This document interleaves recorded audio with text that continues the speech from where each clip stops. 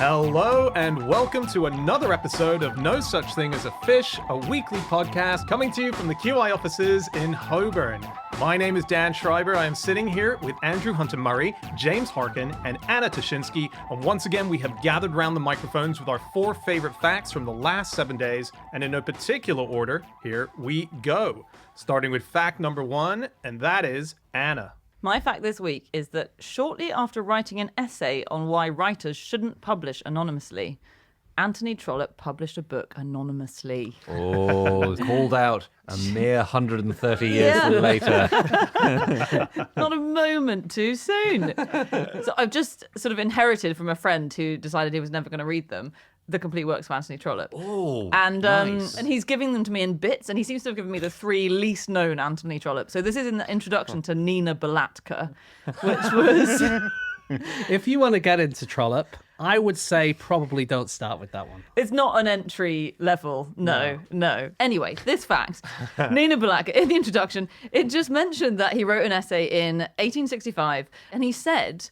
A man should always dare to be responsible for the work which he does and should be ready to accept the shame, rebuffs, ridicule, or the indifference which will attend bad work. And it's all about how, put your name to something. And then he didn't put his name to Nina Balatka. And I do have some sympathy that if your name is A. Trollope, that you don't want to put it on everything that you Who here's read Trollope? I've read the start of Barchester Towers. Okay. Did you read it in preparation for this podcast? I certainly did.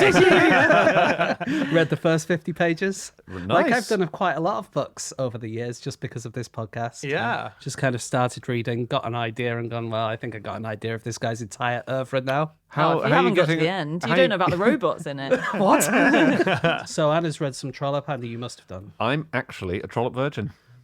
Honestly, I said to my wife last night that if anyone likes Anthony Trollope, Andy would like Anthony Trollope. Is it because he writes about ecclesiastical matters in the 19th century? Yeah. I think I will. Right up your street. I don't know if it is. I think that's a miscall on Andy. You think? Yeah, I do. I think I slightly prefer that kind of literature. It feels like it's in between what you would like. It feels to me like it's halfway between Dickens and Jane Austen. It is. But the thing about Anthony Trollope, he's not as widely read as I think he should be. He's frowned on in a lot of circles because he was just a machine of output, wasn't he? 47 novels, loads of stories. His routine was getting up every morning, 5:30, writing for 3 solid hours. He put a watch in front of him, made himself write 250 words every 15 minutes. And he didn't have word counts that time. So he must have incorporated counting the words. He must have counted the pages because you just got so much stuff. I love it. I think that is exactly how I would write if I was writing novels. I actually thought reading about him, and this is not a negative thing at all, I thought there's quite a lot of you in him. He's quite annoying. As we all write books. As someone who, foodles around a bit, toys with the margins, and you just see, like, in the time you've spent foodling around with the margins, Anthony Trollope will have written 16 pages of prose. And he had a portable desk made. I love this, so he could write on trains. Yeah. And if he was going on board a ship, he would meet up with the ship's carpenter to arrange proper writing conditions. Brilliant. That's pretty ritzy. Wow. That's cool. But the reason he had to do it was because he was, and I'm simplifying here, postman. You are simplifying. Yeah. But he wrote in the morning because he had a full-time job at the post office for about, decades. Yeah. And he was 60s. He was really senior. Yeah. He was really senior in the post office. Yeah, well, if you work there that long. And it's that really cool fact, which is the only thing I knew about him, which is that he's basically responsible for the reason that we have post boxes all over the UK. Possibly he spotted it in France. I don't think he ever claimed that he invented it, but he certainly recommended it to the government. Yeah. And they used to be green, but now they're red. That's the thing, though. Like, he is responsible for that, I suppose, but they did exist in France. They did exist in Belgium. The stamp had been invented about 30 or 40 years earlier. It feels like we might have got there anyway, even without him. Totally, but he's the one who did. Yeah. Hey, here's a cool quote just to sort of really hammer home what a workaholic he was. He said, "There is no human bliss equal to 12 hours of work with only 6 hours in which to do it." He was a bit like bankers in 1990s in the UK because his motto was no day without a line. Hey. Can we talk a little about Fanny Trollope? Sure. Yeah. His mum. Yeah. Yes, please. So his parents were very interesting people. Just briefly, his dad was a complete failure in life. Sounds harsh, but it is true. Imagine someone in a podcast in 200 years saying that I know, about you. I know, and they will. I hope they will. I dream of them doing that, you know. But his father had law work which had failed and a farm which had failed, and he decided finally to write a thing called the Encyclopedia Ecclesiastica, which would define all the ecclesiastical terms that had ever existed. And he by the time he died, he was still only on the letter D. It was. To be honest, church is quite a long one. Huge. Yeah. Amen. There's another biggie right at the top. Chasuble. I mean, you can see why you can see why he struggled. Christian, Catholic. Oh, Baby Jesus, starting with David. yeah. Anyway, that was his dad. Yeah. Tricky time.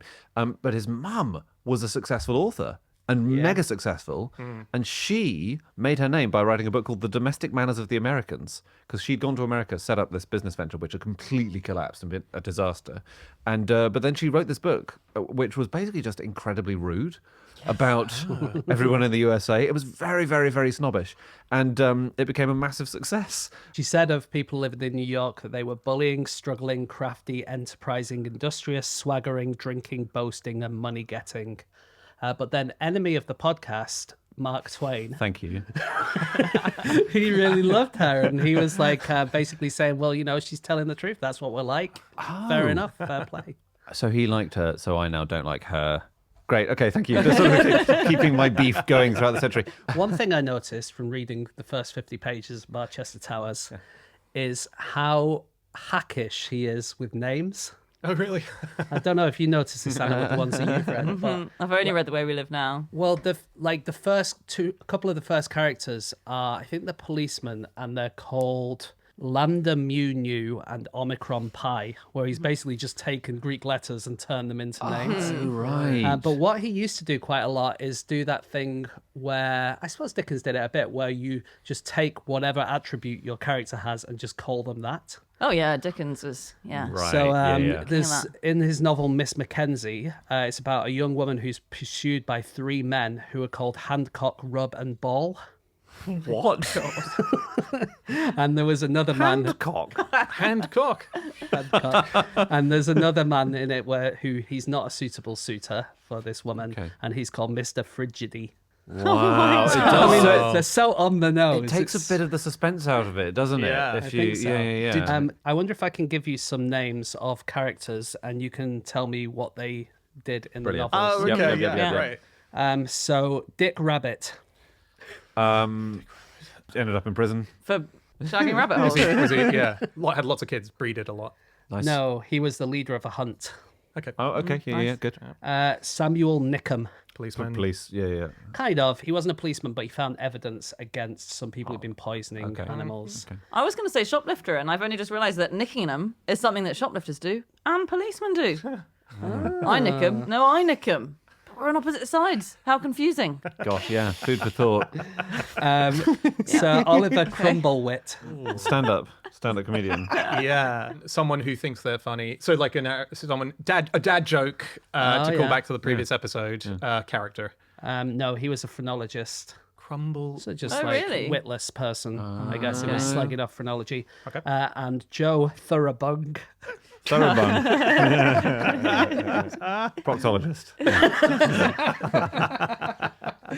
No, he was a brewer, of course. Oh, very nice. I was going to say the bunghole in the Yeah. sherry. That's right. Yeah. Did you? Sorry, just while we're quickly on Barchester Towers, have you ever got to a bit in the book where he injects himself as a narrator? Because that's something he apparently loves to do. So he does it twice. He pops in. He pops in. So, for example, there's a sentence that comes in that book where it says, "How easily she would have forgiven and forgotten the Archdeacon's suspicions had she but heard the whole truth from Mr. Arabin. But then where would have been my novel?" So he sort of just says, I didn't notice that. I love it. and then right at the end, he says, "The end of a novel, like the end of a children's dinner party, must be filled with sweet meats and sugar plums." Obviously alluding maybe to a nice happy ending. Yes. Followed by tears, someone being sick, people being dragged home screaming. Nits being spread. Yeah, he does do that self-consciously a little bit. Yeah, sometimes he'll be like, she's my favourite, actually. She's lovely. I think that's good. I mean, Jane Austen does that all the time. Just sort of pops her head around the curtain and says hello, and then pops back. I like it. Have you heard of his novel, The Fixed Period? No. This is very weird. So this was his, I think, only venture into sci-fi. Cool. Where it's set in 1980. on a fictional island in the southern hemisphere called Britannula. And the main point of the story is that it has compulsory euthanasia for anyone between the age of 67 and 68. That's the idea. It also features a futuristic cricket match. Bit harsh, you can't get to the best age. Right, yeah. Maybe he was sick of all the innuendo. Right. There's a steam tricycle which can go at 25 miles an hour. So it's still rooted in the 19th century. But get this, Trollope died at the age of 67 and a half. Did he? Dun, dun, dun. He didn't do much of the sci-fi, but basically I think his novels were essentially a Marvell... Marvel? Sorry. Andrew Marvell. Andrew Marvell universe. 17th century laureate. Yeah. Yes. That's so funny. But World Enough in Time, they would... Is that him? Yep, very good. Then they would have written a Marvel comic because he basically did that. He created a universe. Right. Oh, lovely. I think this kind of explains why he was able to churn things out so much, as well as the fact that when you read them, there are a lot of extra words. But like the Barsetshire Chronicles, come on, you could lose a lot. Have you ever read, this is a digression, but have you ever read the Womble books? No. I was reading the Womble books to my daughter, and all the way through it's like, and then the Womble went to the park and picked up some litter. They picked up an umbrella, a bag of crisps, this, and they just fill up all the sentences with just lists of nonsense. That's your word count for the day. Yeah. That's Trollope thinking, right, I put in 16 adjectives to describe this table. That's fine. I can knock off for the next 5 minutes. Can't believe you're reading the Womble books. Because I thought it was just a TV show. You're the guy who's like, the books are actually much better. of the Wombles are actually really, I think the books came before the TV show. I'm sure they did. Yeah. Anyway. So the Trollope cinematic universe. The cinematic universe. So in Barsetshire, it's really fun. So I've only read one, and actually it's The Way We Live Now, which isn't a universe, but my husband happens to have read quite a few more. And he says it's fun because characters pop in from other places. Lovely. And they'll have matured love it quite a when lot. that happens. So that vicar who was quite annoying when he was 25 is now 40, and he's a bit wiser. I reckon that he had hyperphantasia. Oh, yeah. Which is, so I have aphantasia, which means I can't imagine things. But some people have hyperphantasia where you really can't imagine anything. It's like just an incredible story going on in your head. And sometimes you don't even realize that it's in your head. And he used to say that his main work that he did was when he was daydreaming.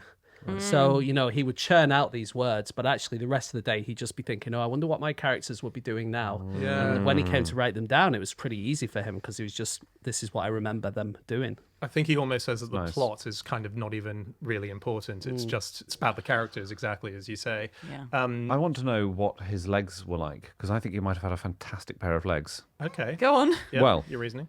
He was all over the UK for his work for the post office. Okay. It was sent to Ireland, first of all, which is where he started writing. Yep. And basically, he had to work out the routes for postmen, and he rode across the countryside. He did about 40 miles a day riding across the countryside. It feels like the horse would have good legs. No, you're right. Sorry. He'd have a great bum. But he was a member of a thing called the Tramp Society, which was a ramblers club across southeast England. They just walked huge distances every time they really? met up. Yeah, so I think his lower half might have been incredibly fit. Well, in support, I think of that. Do you know what the hardest day's work he ever did in his life was? And that's a high bar for Trollope. Oh, no. It was walking. And it was when he was posted to Glasgow, and he wanted to review postmen's jobs, basically. And postmen in Glasgow were having to go up and down tenement blocks, sometimes to just post a letter to one person. And he walked the full Glasgow postman's route up and down stairs on his beat, and came back to the post office in London and was like, hey, those guys have it really rough. We need to sort it out. Yes. His second ever novel sold 140 copies. Okay. Yeah, it did not sell. What was that one? They were both set in Ireland, his first two. I think And he sort of published in kicked Ireland, and published in presumably. Ireland. Yeah. Oh, I don't know. But the publisher had to resort to adverts saying, do you know who this guy's mum is? This guy's mum is Fanny Trollope. Can you? That was which is so embarrassing as a young debut novelist, you know. What a quote for the front of the book. Do you know who his mum is?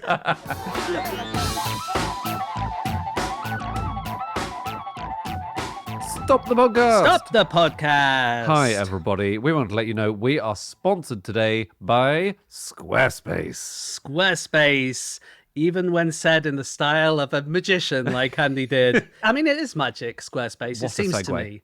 Because I always think it's going to be impossible to make my own website. Probably I need to be able to code stuff. Probably I need to understand how computers work. Well, that is not the case, because if you go to Squarespace, it makes making a website so easy. That is true. It really is. It's all in one. If you are starting out a business, for example, you want to create a beautiful website, you want to engage with your audience, there are all these things that Squarespace allows you to do. It's really fantastic. So you might want custom merch, you might want to run your own online store. There are all these different flexible templates. So every single kind of website you could want to make, Squarespace has an option for you. And if you want to make a website with Squarespace, then what you need to do is go to squarespace.com for a free trial.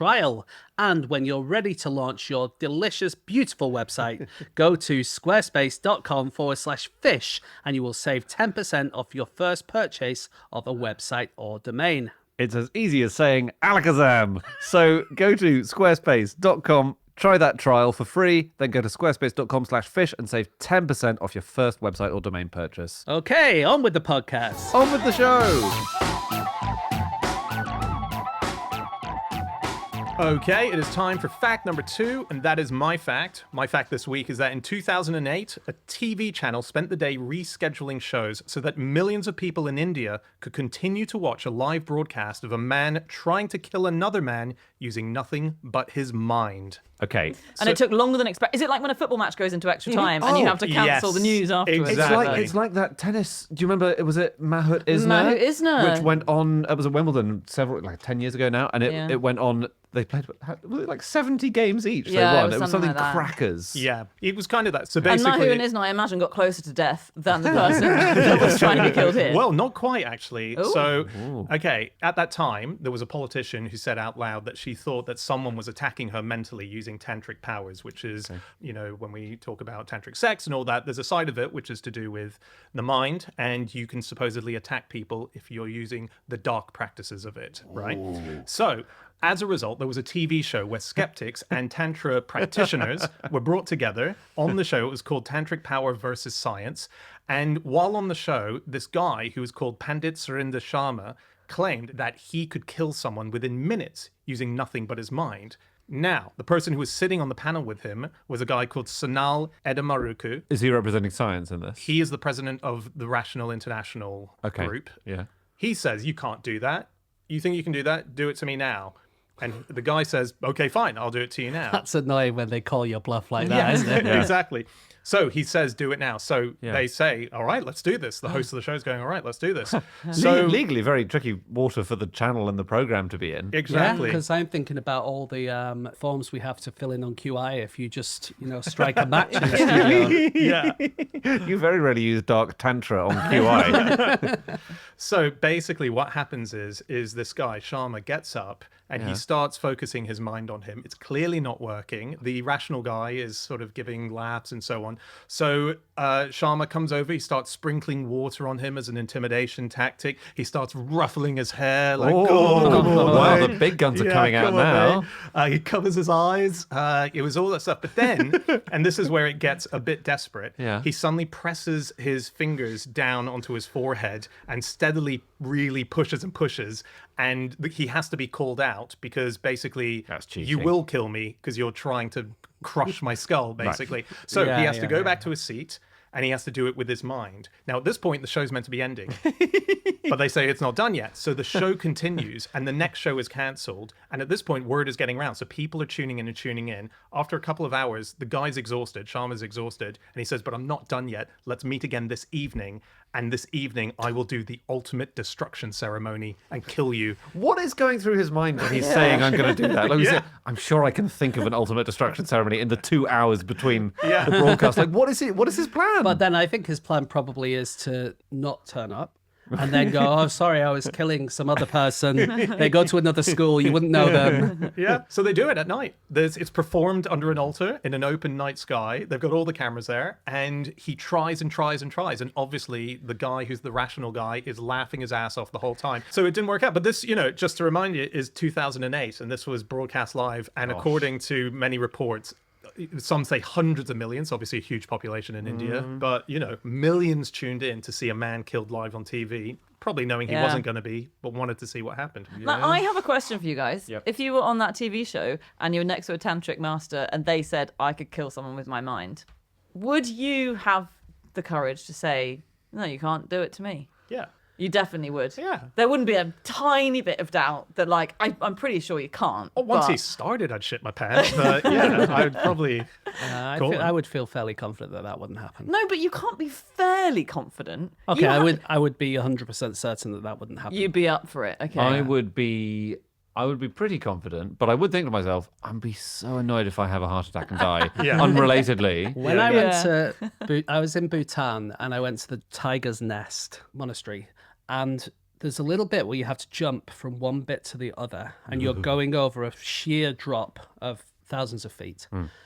And the step is basically just a step. You know, it's a step that you do every single day, and it's no problem. Oh my God. But all the way through, I was thinking, if I fall now, what a fucking idiot. Yeah. You know, what an idiot I am for doing that. Yeah.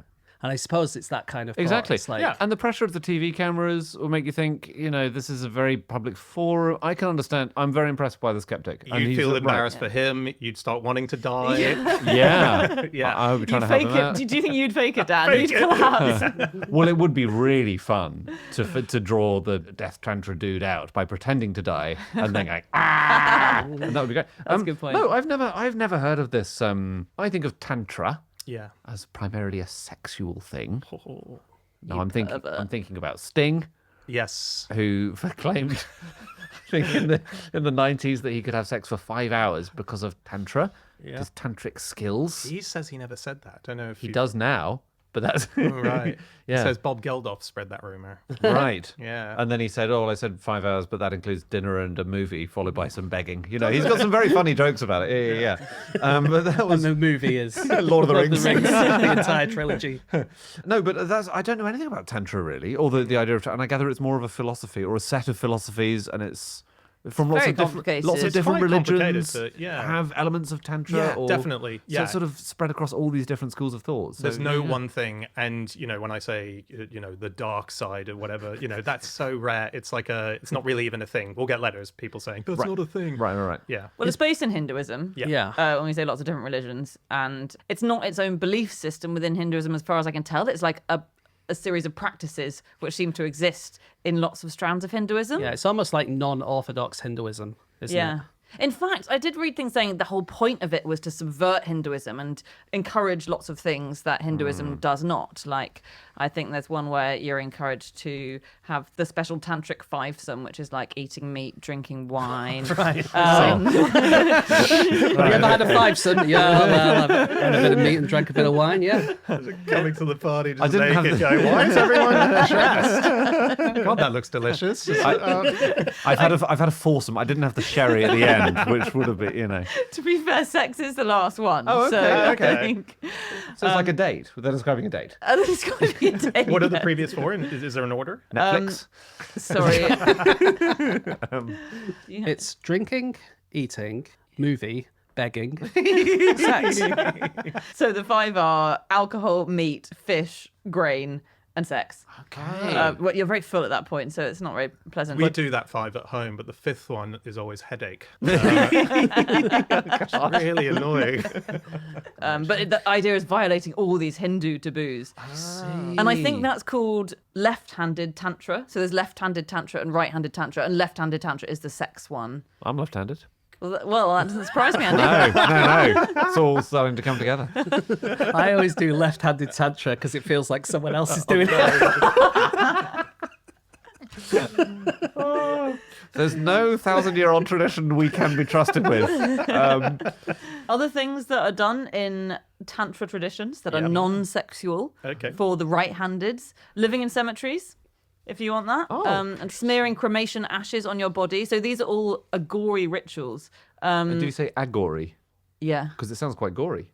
Oh, yeah. A gory I was- tradition. yeah. Yes. I was just mishearing. No, that's very good. Maybe that it's a fun play on words because it is very dark. They smoke a lot of marijuana, not too dark. They drink a lot of alcohol and they meditate on top of corpses. I got some good news for you, Dan. Yeah. So the meditating on a corpse, there are quite a lot of rules about the kind of corpse that you can meditate on. Ideally, it would be someone who died from drowning, lightning strike, snake bite, something like that. You are allowed to kill the person before you meditate on top of them, but you shouldn't really meditate on top of a man with a beard or on top of a wife guy? Are you kidding me? Anyone who's henpecked, you shouldn't be doing. Really? Oh, wow. Dan, So- you're in the clear. I am safe and sound, guys. Wow. But what about a clean-shaven bad boy like me, James? Am I in the firing line for getting Oh, meditated afraid on? so, yeah. Oh, dear. That's amazing. I read an amazing way of so let's say we are on that show and we have said yes, consenting to Sharma trying to kill us with his mind. One way of getting him out of your mind and shaking off the bad juju that's inside there is something that was practiced by a guy called Victor Korchnoi, who's a chess player. Yeah. Now, we spoke many episodes ago about a very famous chess championship in 1978, and there were two Russian grandmaster chess players, Karpov against Korchnoi. And basically, Korchnoi, as he was sitting there, had a guy in the audience who was mentally trying to ruin his game, get into his head. It was a weirdest chess game ever, right? Korchnoi eventually brings in two people who practice the idea of all this mind power stuff. And he genuinely did this during the course of the game to get rid of all the bad thoughts that are in his head. You do a handstand so that you can shake it out using the gravity that's pulling down to the earth all the bad vibes. Makes So sense. if ever you're in a space where you think you're being infiltrated in your mind, do a handstand. If you believe, though, Yeah, I mean, we're sort of skirting around the psychosomatic thing. If you believe that someone is in the crowd getting into your head, which he did. then they're already in there. Yeah. And he was in too there. late. Like, that's exactly it. He believed that Rent-free. guy was in there. Did he win? He lost. Well, Only that- just by Oh, one game. okay. He was down, and then he did the handstand thing, and he came back for like a few games, Oh. and then he lost the final game. Didn't shake that last bit out, did he? This just reminded me of another interesting Hindu sect, which I've been fond of for a while, the Naga Sadhus, Okay. I don't think we've talked about the naked sadhus, who are just naked all the time. Saddos. Naked sadhus, yeah. So a lot of this is about asceticism and renouncing everything, and they have very strict exercise routines. So they're very fit, but they have long beards, but they have no clothes. They also smear themselves in ashes. I think this seems to be a thing. Yeah. But they were great fighters back in the day, so they've been around for many hundreds, probably thousands of years, and they were military men. So in 19th century reports, they wore nothing but a belt, and they'd have like ammunition and flints and guns hanging off their belt. Well, like Batman. Yeah, but nude Batman. Yes, is he? Because he normally is wearing the full Batman the outfit. armcape. Isn't He's he? in fact a bit too covered up, really. Yeah, but I just mean like the utility Did you belt. say- yeah, Yes, absolutely. They've got the utility belt, and that's all you need, really. And they were great military leaders. And in fact, there was one in the 18th century who commanded over 20,000 men. In fact, quite a few of them commanded that many. And in the battles that the British East India Company had when they were trying to colonize India, they played a huge role. And bizarrely, they were often mercenaries. So they often fought for different sides, which is weird given that they renounce all possessions. So I don't know what you're using, all that money you're getting paid. Well, you gotta, there are incidental expenditures, and you want to have something for a rainy day. You want a and really nice belt. that beard oil's very pricey.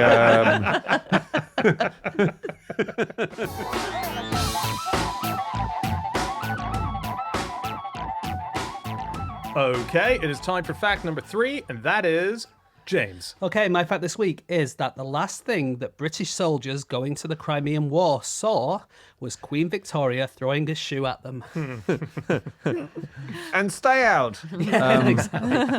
No, this is a good luck thing. It's been a good luck thing since the 16th century at least. And Queen Victoria, when she got married, she had shoes thrown after her. So she obviously had this idea that it was good luck.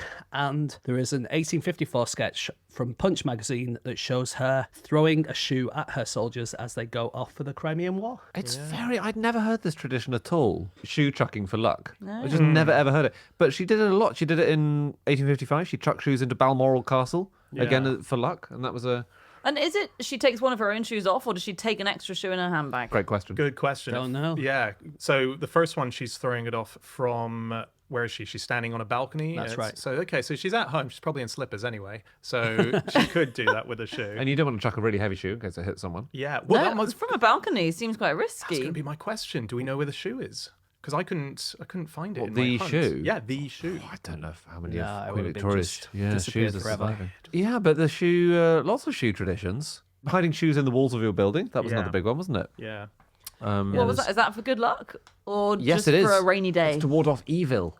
Ah, evil hates shoes. Yes. The Northampton made basically all the shoes made in the UK came from Northampton for centuries. Really? Yeah, it was Shoe Town. That's why the football team's called the Cobblers. Oh, is it? I didn't know they were. But they've got a thing called the Hidden Shoe Index at the Northampton Museum. I read it was called the Concealed Shoe Index, which made me wonder what CSI Northampton would be like. Very strong. I don't know which is the true name. It goes back to the 50s, though. But the oldest shoe they've got or found in a building dates back to 1308. Wow. That was concealed in a building. Yeah. That's not going to be wearable, is it? No. Is this related to? Because have we ever mentioned cats being found in buildings? That's a thing, isn't it? That people would bury their dead cats. warlock or something. cat. Warlock Frogs as well. And frogs, yes. Presumably that was for good luck. I think it's to also attract or distract or deter witches. Okay. We're back to the evil thing. Distract. Is that my cat? Oh, damn it. That's not what I was doing. Maybe one of the most famous shoe throwing incidents is when George Bush had 2 shoes thrown at him, in fact, in 2008 by an Iraqi reporter. And actually, I was rereading what George Bush said when he was asked about it afterwards. And I thought, there was a lot of criticism of George Bush at the time, understandably. But he said, no, I wasn't offended. We're in a democracy. This is freedom for you. You're allowed to do this kind of thing. Which is very mature of him. Well done. The guy was then imprisoned and I think beaten very badly. So He lost a lot of teeth, I think. I think it was by the Iraqi authorities rather than by anyone else. But yes, it was the sentiment, bang on. They did a massive shoe statue, didn't they? Statue. Yeah, Very nice. Wait, who's they in Iraq? In Iraq, yeah, but it was done, I think it was done at a university or something, and they had to take it down because it was seen as being political. And When they tore it down, did they run over and beat it with miniature statues of Saddam Hussein? I love there's a museum in America that has as one of its exhibits a replica of the shoe. Oh, really? Not even the shoe. Couldn't get the shoes were destroyed by the CIA. Right. Sorry, I've never sounded more conspiracist wingnut whack job. Sorry, but they actually were. Because I think they didn't want the shoes to become martyrs. Did the CIA need to be drafted in to destroy shoes? I reckon you could get the It was intern. the FBI, maybe Or it the was Secret Service, maybe. Definitely, it was the Secret. Sorry, it was the Secret Service. But it became big business as well. All these rival cobblers in the area started claiming, "Oh yes, that's our shoe."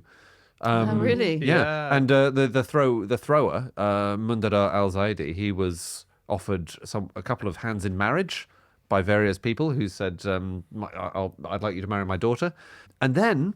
In 2009, he was doing an event. So the year after he did the thing, guess what happened? You got a shoe thrown at him? He got a shoe thrown at him. Yeah, it was a real circle of life thing. Come up and... Yeah. By Bush or... Not by Bush. No. But Bush has had more shoes thrown at him since. There's a whole, it became a thing post that event generally. So there's a whole Wikipedia page where it's shoe throwing incidents, it's called, and gives you a big timeline, and it really picks up after old mate Bush was attacked. Yeah.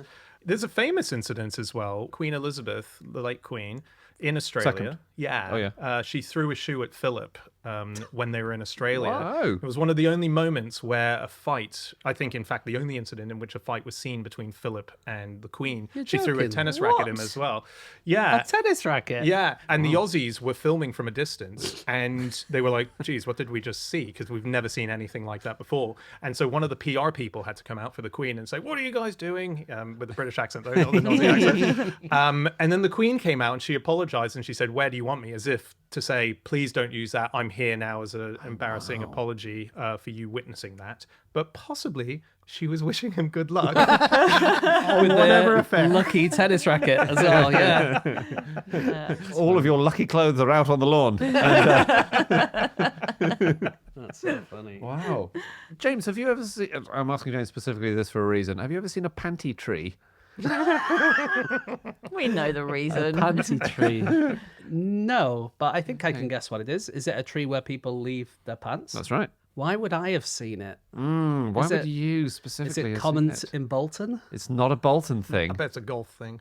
Oh, it's a sporting thing. Yeah. Panty tree. I thought it was just because James makes a habit of visiting all the weird places in the world. It sounds And, weird. and is a pervert. Yeah. Or maybe I'm like Tom Jones, and wherever I walk, people just throw pants at me. That's it. Yeah. Whenever I'm walking in the forest. You You are the panty tree, actually. yeah. No, it's the reason I asked is because I know James has been on a skiing holiday. Yeah. But I think you probably all of you guys, you metropolitan elites, are always skiing. Yeah. But no, apparently it's a thing for a ski lift because your ski lift goes very high, doesn't it? And it passes over some trees. And in some ski resorts, there are trees where people chuck their panties onto the tree. I've seen that, and I thought it was a Mardi Gras thing, but there were loads, and there was loads. like lots of like sparkly, brassy, pantsy. Yeah. Oh my god! And that's a thing. That's a thing, and I think they don't love it. The skiing authorities. Why do they care? I don't know. Sorry, I don't know. What's their problem? It must be hard to get Littering. Littering. Yeah, it is. Yeah. Yeah. It must be hard to get your knickers off on a ski lift, though. Like, that's a tough... I don't think they're doing that, Andy. Because you're wearing like your ski suit. Exactly. Yeah. And you've got to pull difficult. them off and then pull them all over the skis. Exactly. I don't think it's possible. And your skis as well. You have to take your skis off. They're gonna fall. Yeah. No, Yeah. I reckon it's a spare pair of pants situation in the pocket, isn't it? That probably is it. Or on the Very head. interesting. I Yeah. occasionally have dropped a ski pole when going up on a ski lift, as I'm sure many people have. And obviously we hire our skis. And then we went back and we said, we dropped our ski pole. Can we pay for this ski pole? And they Yeah. said, oh, no, don't worry about it. Because at the end of the season, when all the snow melts, someone goes up and collects all of the ski poles off. And then they just distribute them between all the shops. Brilliant. No nice. way. That's I don't know if That's that's true, fascinating. but Yeah, that's yeah, what yeah. they said. That's really good. amazing. This was in Italy. Wow. It's fine. Just give us your panties. Give us your panties, mate. In 2016, MPs in the Egyptian parliament attacked each other with shoes. Or one attacked another with a shoe. Okay. Which I think is quite sorry. It's a big isn't it? drop down from a Yeah, mass sorry. shoe war. No, it wasn't. The other one wasn't quick enough off the mark, taking his shoe off. Yeah. He was actually suspended, which I don't know why I sound surprised. I suppose he probably would be from our parliament as well. Did they run with the headline S, open brackets, C, close brackets, handle? Sandal. Sandal. Right. Oh, yeah. Scandal. Gosh, that took us all a long time, That didn't was, it? yeah. No, because I suppose it would have been written in Turkish. So. But yeah, it sounds like a very exciting moment. Tawfik Okasha was the MP who got attacked by a shoe because he'd had the Israeli envoy round, and one of his fellow MPs objected to that and got angry and hit him with a shoe and had to be escorted from the house waving a shoe. I just thought that's a fun addition to parliamentary goings-on if we want to try it out. Yeah. There's a bit of an irony about Queen Victoria throwing the shoes at the Crimean War soldiers, yeah. which is that they had very bad shoe situations when they got to the war. Okay. Wow, I So phrased they that should badly. have kept that one But they shoe. should, well, yeah, they had awful boots, and they got trench foot. Their feet swelled up in the cold. The clothing was completely awful. Sometimes the sole of their shoe would just stick to the mud as they lifted their foot up, and the rest of the shoe came, and the sole was left behind because yeah, the mud was so right. thick and sticky. Rubbish. Yeah. Really bad. Yeah. They had a horrible time. Yeah, it was a tough one. It's a tough war. Oh, Many a of them tough- are. there was a What were the years, the Crimean War? 1850. 3 to 6. Yeah, as Anna said. 3 to 6. Speed up. 3 to 6. Yeah, the year 3 to 6. Yeah. 1853 to 6. Yeah. Sorry. Right. And it was a very complicated war. Yeah, it was basically a plus-change about the West trying to limit Russian expansionism, wasn't it? It's basically the Ottomans coming up to the north, the Russians coming out to the west, Britain and France having colonial things that they didn't want to lose, trying to keep Russia as quiet as possible, and decided to get on the side of the Ottomans and then attack the underbelly, which is Crimea. Yeah. And also there were a lot of Ottomans living in Crimea at the time, so it was a bit of a powder keg anyway. It was a very, very, very complicated situation. Anyway, it started over rights of access to the Church of the Holy Sepulchre in Jerusalem, which I think we've talked about. Isn't that the one where they have the disagreement over the ladder? It is. Yes, Yeah. yeah. And this was the same thing, basically. The Ottoman Sultan gave the Catholic priests a key to the church in 1852. And from that point on, it was like, well, we have to have a war over this. Basically, things escalated from there. And then suddenly you have got the Charge of the Light Brigade happening, and it's all going disastrously wrong. Yeah. And Florence Nightingale's having to organise a load of stuff.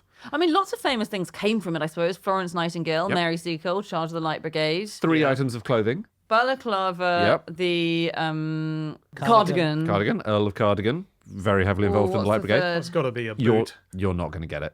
Go on, what is it? The Sebastopol hat. It's the raglan sleeve shirt.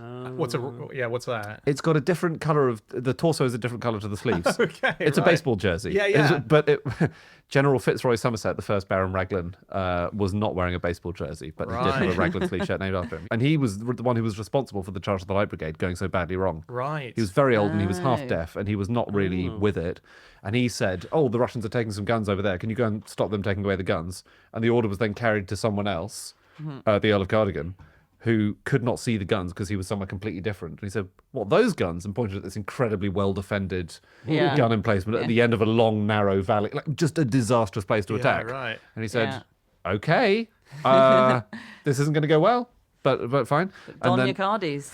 yeah. His exact words were, here go the last of the Brudenells, because he thought he was just riding straight to certain death, Yeah. as a Right. lot of the people in that charge were. Here's another thing that wasn't invented, but someone tried to invent for the Crimean War, which was a entire city-destroying cannon. This is a massive cannon. It's 10 meters wide. The shot is 10 meters wide. No. And it would weigh 550 tons. And the idea is that once it landed, it would demolish an entire city.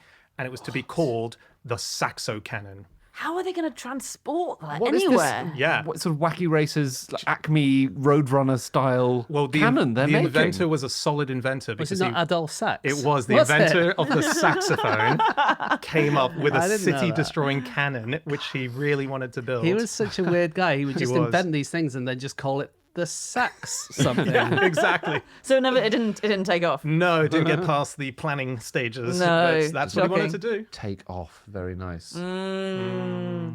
Something else the Crimean War gave us is, I think, the earliest war photography, or certainly some of the earliest war photography. Very famous photo of the Valley of the Shadow of Death by Roger Fenton in 1855, I think is one of the earliest pictures of warfare. Basically, there are two photos of the Valley of the Shadow of Death. Yeah. And they're both of this extremely barren landscape, very near where the Charge of the Light Brigade was, and gravel, little valley slopes on each side. One of them has some cannonballs on the floor, one of them doesn't. And the famous one is the one with the cannonballs. And it's the, sort of tragedy of war and the emptiness of the landscape with these war weapons. But there's been so much debate over the last 150 years over whether he faked it. Like, where do the cannonballs come from? Oh, well, Sachs, I think, prototypes. Presumably. They were his marbles, weren't they? And we don't know, because it might be that the second photo is from after they'd cleared it up. So then he just took another one of it clean. Or it he might have be. deposited. Ooh, tricky. The But thing it's was, because he took a lot of photos, right? He had a horse and carriage with him, which was like a portable photo developing booth that he had with him. He had lots of glass slides that he had with him, multiple cameras. And everyone's saying, oh, he staged a lot of photos. I think it's more than just the cannonball one. And the problem is of course they were staged. Everything had to be staged. Because you needed a long exposure The time. exposure was like 30 seconds. Right. It's actually why the Charge of the Light Brigade was such a disaster, because they had to wait for half a minute for the photo, the team photo at the start. And someone was blinking.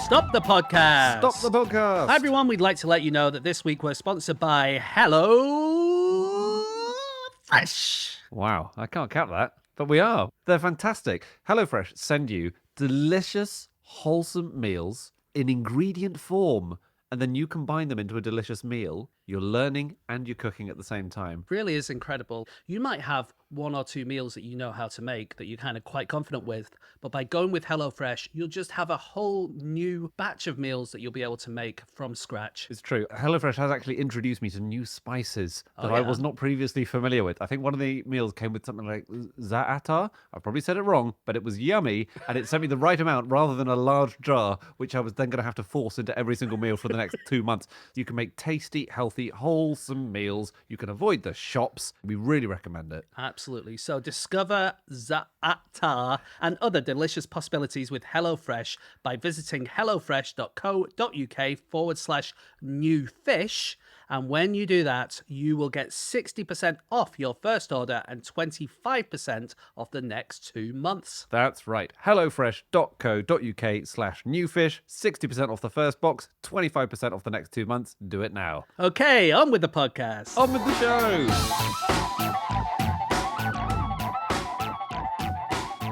Okay, it is time for our final fact of the show, and that is Andy. My fact is, there is a chameleon in Madagascar which is effectively extinct for several months every year. This fact is incredible. It's insane. Yeah, it's really I think cool. it's not true.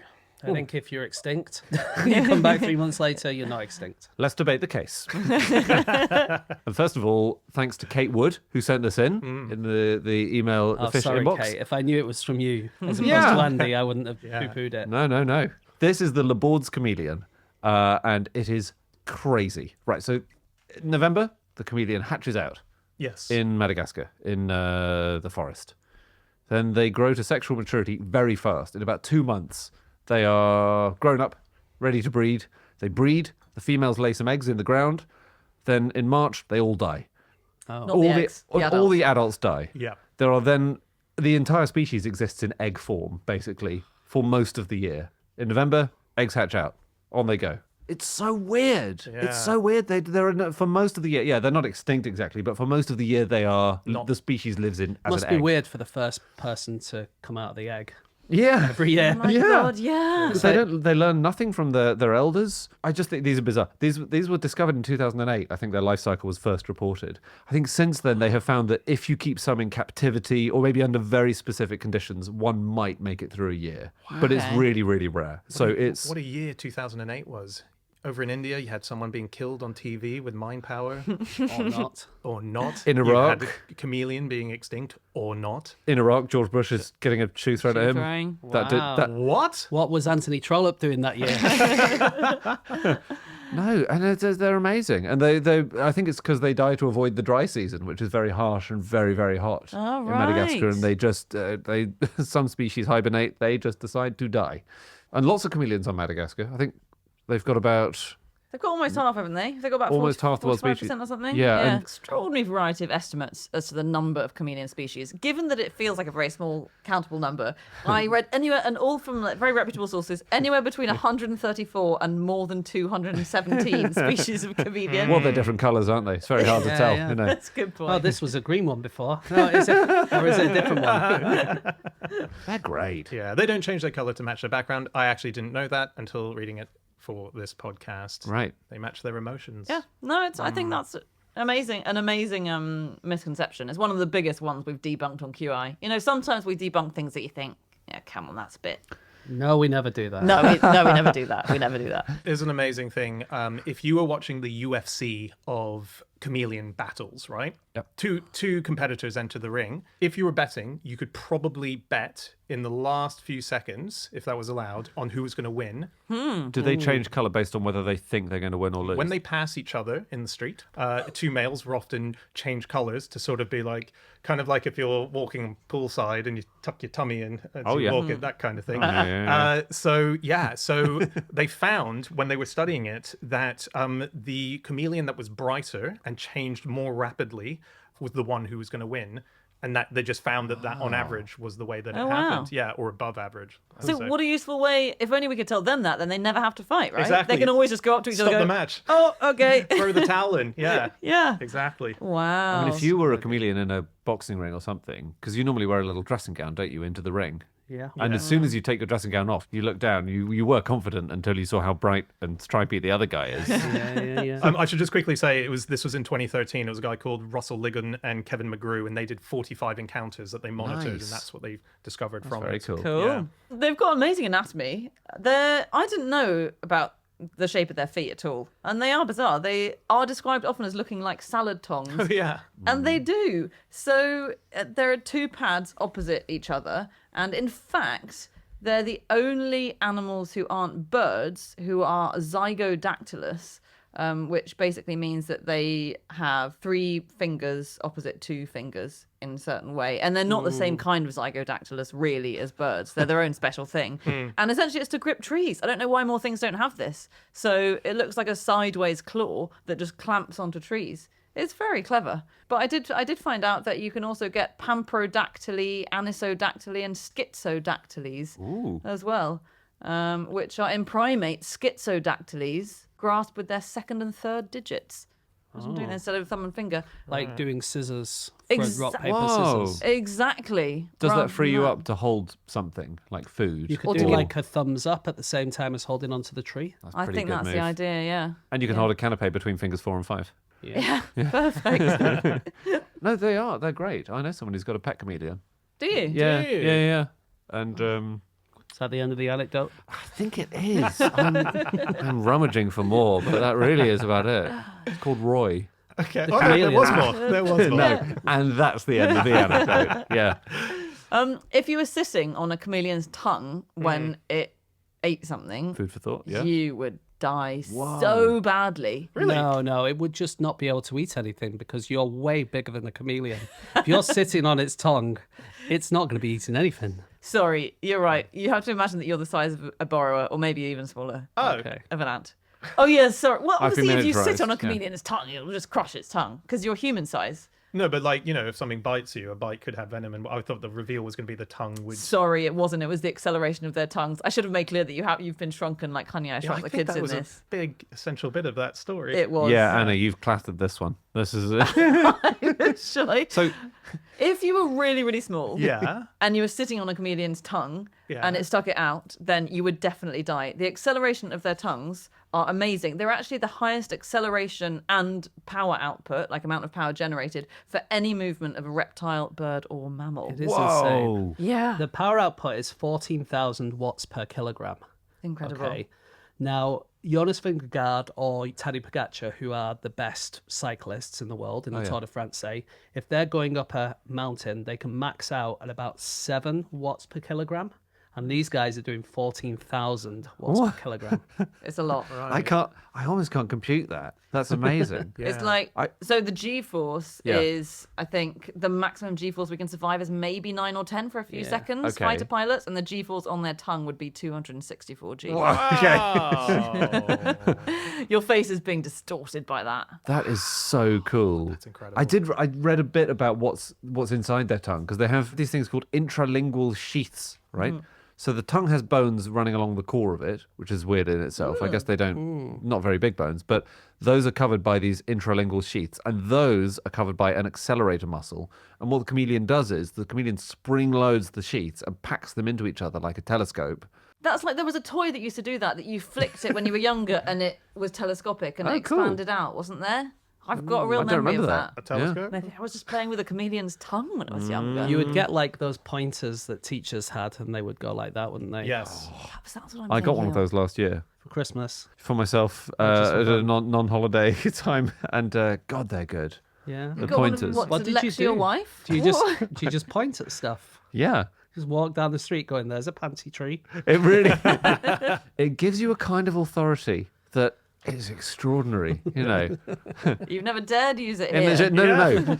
But if I'm in the supermarket and I want to point at something on the conveyor belt, I say, I am make sure you apply the discount on that radish, my good man. Bleep this one next.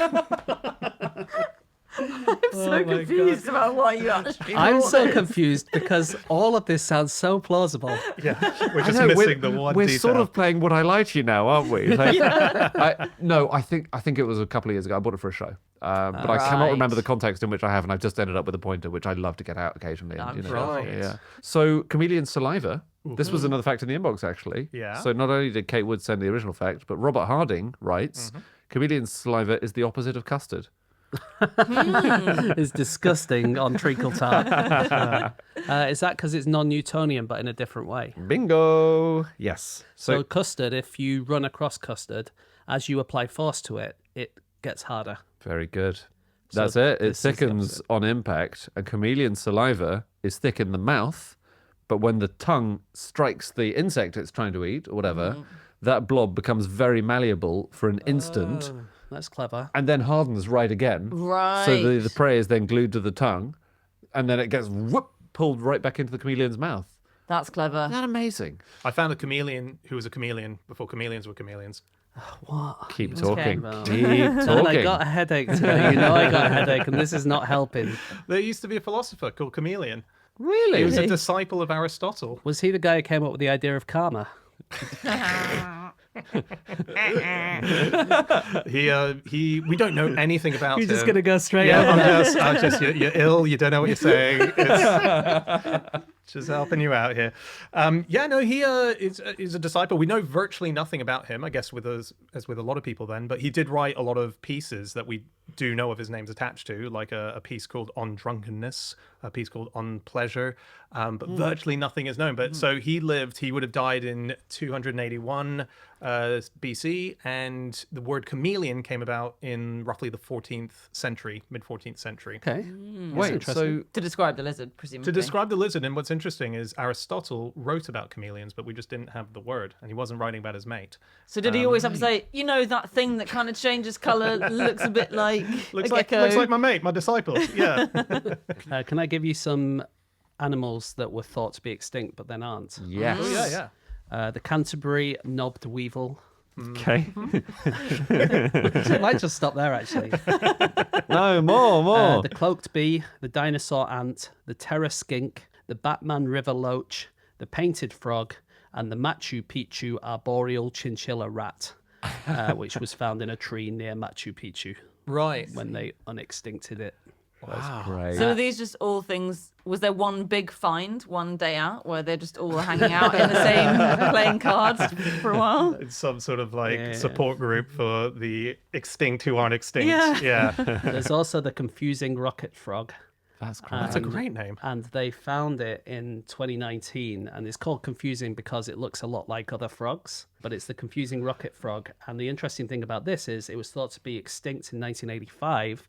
They found it in 2019, but luckily it was in a place where they were about to do loads of mining and logging and stuff like that, and it meant that they couldn't do any of it. Brilliant. I think it's in Ecuador. That's well done, great. little rocket frog. The painted frog, was that one, did you say? Painted frog, yeah. Yeah. Which just sounds like someone forcing chameleonism onto an animal, isn't it? That's very interesting. There's a type of fish that was thought to have gone extinct 66 million years ago, and then it was found in 1938. And it's the coelacanth. And do you know the story of how it was rediscovered? Is it It's a so cool. military 38? Was it found? No, just By a found by a submarine? fisherman. No, Okay, just found by a normal fisherman in South Africa, caught a weird fish, got back, gave it to this woman who ran the museum, who thought that's weird.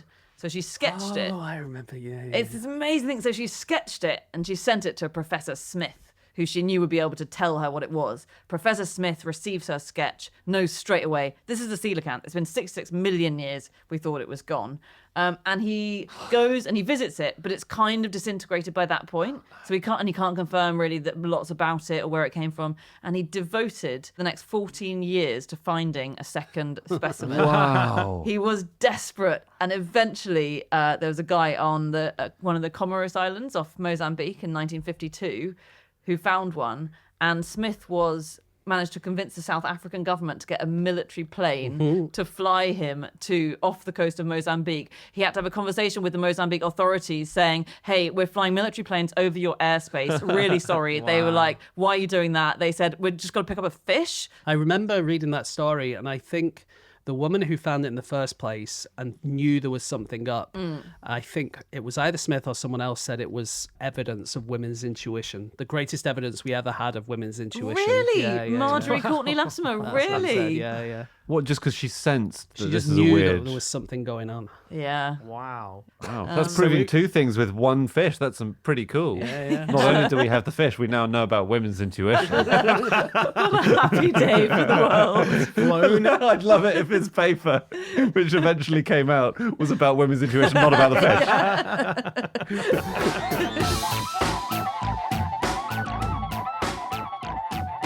Okay, that's it. That is all of our facts. Thank you so much for listening. If you would like to get in contact with any of us about the things that we've said over the course of this podcast, we can all be found on our social media accounts. I'm on Instagram. Just use Schreiberland. James? I'm on Twitter. Just use @JamesHarkin. Andy? I'm on X at Andrew Hunter M.